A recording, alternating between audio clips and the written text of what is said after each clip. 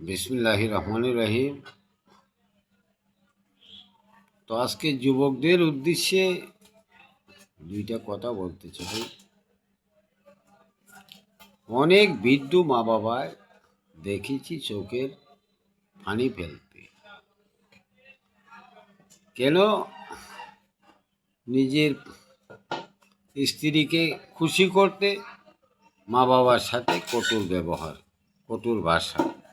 এই যুবক, তোমার যদি কোনো সন্তান থাকে তাহলে একটু চিন্তা করবা, তোমার সন্তানের জন্য তোমার কেমন মায়া হয়। তো তোমার মা কিন্তু তোমাকে 10 মাস 10 দিন পেটে বোঝা বলছে। তুমি ভূমিষ্ঠ হওয়ার পরে তুমি যখন মার ওই পাশে প্রস্রাব করতে ওই পাশে নিয়ে যাইতো, ওই পাশে প্রস্রাব করলে বুকের উপর নিয়ে যাইতো।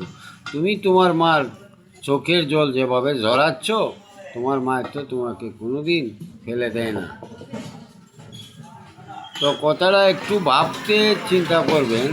আর যারা মনে করবেন আপনি জামাই বাবা হিসাবে আপনার শ্বশুর শাশুড়ি আপনারা খুব সম্মান করে, খুব মায়া করে, আপনি আপনার স্ত্রীকে নিয়ে বেশি না 3 মাস শ্বশুর বাড়িতে থাকবেন, দেখবেন শ্বশুর শাশুড়ি আপনারা কত বিরানি দেয়।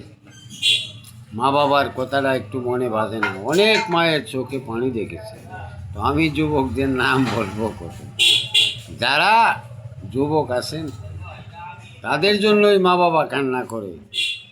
মাকে আঘাত দিছ দেব, কিন্তু মা কোনো মুরব্বীর কাছে ওই ধরনের বিচার দিতে যায় না যে আমার সন্তানকে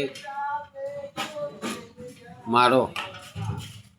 মার মনে এত মহব্বত, আর মার চোখে যদি এক ফোঁটা পানি আসে, আল্লাহ পাক রব্বুল আলামিন ওই পানি দেখে সহ্য করতে পারেন না।